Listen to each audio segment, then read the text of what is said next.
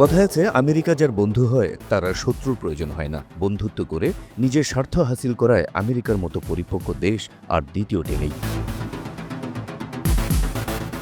একসময় লাতিন আমেরিকার দেশ ভেনেজুয়েলার সঙ্গেও গলায় গলায় ভাব ছিল মার্কিন যুক্তরাষ্ট্রের। ভেনেজুয়েলার তেল ভাণ্ডারগুলোতে তখন প্রায় একক নিয়ন্ত্রণ ছিল মার্কিন যুক্তরাষ্ট্রের তেল কোম্পানিগুলোর। বিশ্বের সর্ববৃহৎ তেল ভাণ্ডারের দেশ এই ভেনেজুয়েলা তখন মার্কিন প্রশাসনের কাছে ছিল অতি আপনজন।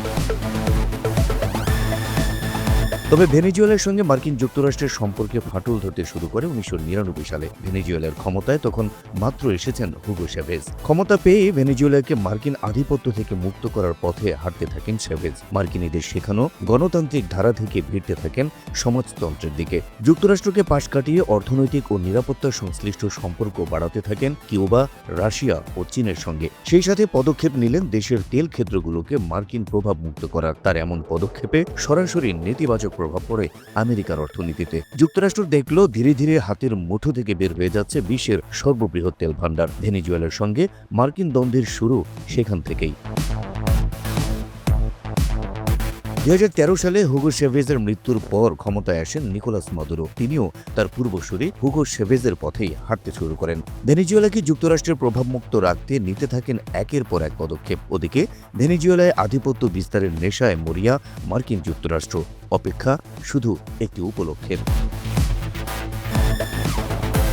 ২০১৫ সালে ভেনেজুয়েলায় চলছিল সরকার বিরোধী আন্দোলন, আর তখনই দেশটির বিরুদ্ধে অভিযোগের একটি সুযোগ পেয়ে যায় আমেরিকা। সরকার বিরোধী আন্দোলন দমাতে মানবাধিকার লঙ্ঘন করেছে সরকার, এমন অভিযোগে মাদুরো সরকারের কয়েকজন গুরুত্বপূর্ণ ব্যক্তির বিরুদ্ধে নিষেধাজ্ঞা দেয় যুক্তরাষ্ট্র। তবে এসবকে তোয়াক্কা না করে মাদুরো নিজের ক্ষমতাকে আরও কেন্দ্রীভূত করার দিকে মনোযোগ দেন। ২০১৭ সালে প্রথমবারের মতো ভেনেজুয়েলায় আর্থিক নিষেধাজ্ঞা দেয় যুক্তরাষ্ট্র। শুধু তাই নয়, বিদেশি কোনো রাষ্ট্র থেকে সহজে যেন ঋণ পেতে না পারে ভেনেজুয়েলা, সেই ব্যবস্থা করে ফেলে আমেরিকা। এর ফলে ধীরে ধীরে দুর্বল হয়ে পড়ে ভেনেজুয়েলার অর্থনীতি।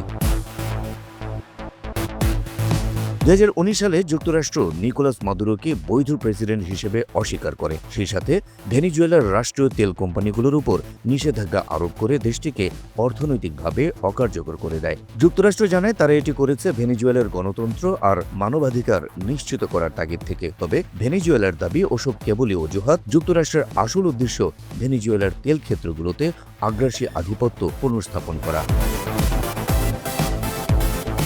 তবে আর্থিক নানা নিষেধাজ্ঞায়ও যেন মন ভরছিল না যুক্তরাষ্ট্রের, কারণ তারা চাইছিল ভেনেজুয়েলার তেল কোম্পানিগুলোতে মার্কিনীদের একক আধিপত্য বিস্তার। তাই যুক্তরাষ্ট্রের এবারের পরিকল্পনা কোনো নিষেধাজ্ঞা নয়, বরং মাদুরো সরকারকে উৎখাত করে সেখানে এমন কোনো সরকারকে বসাতে হবে যারা আমেরিকান কোম্পানিগুলোর জন্য ভেনেজুয়েলার তেল ক্ষেত্রগুলোকে উন্মুক্ত করে দেবে। যুক্তরাষ্ট্রের নেওয়া যে কোনো সিদ্ধান্তে সদা সম্মতি জ্ঞাপন করবে।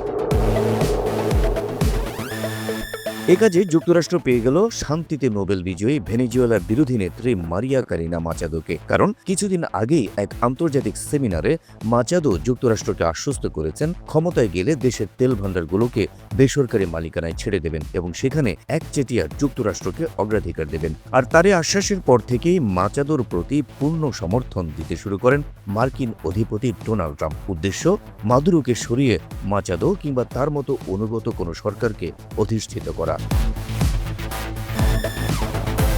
শনিবার নিকোলাস মাদুরোকে তুলে নিয়ে কারাগারে বন্দী করার ঘটনা তাই কোনো আকস্মিক ঘটনা নয়। এটি বছরের পর বছর ধরে নেওয়া পূর্ব পরিকল্পনার অংশ, যে পরিকল্পনার সঙ্গে জড়িয়ে আছে বিশ্বের সর্ববৃহৎ তেল ভাণ্ডারগুলোর উপর নিরঙ্কুশ আধিপত্য পুনঃপ্রতিষ্ঠার অবৈধ আকাঙ্ক্ষা। Habib Rasel, NTV online.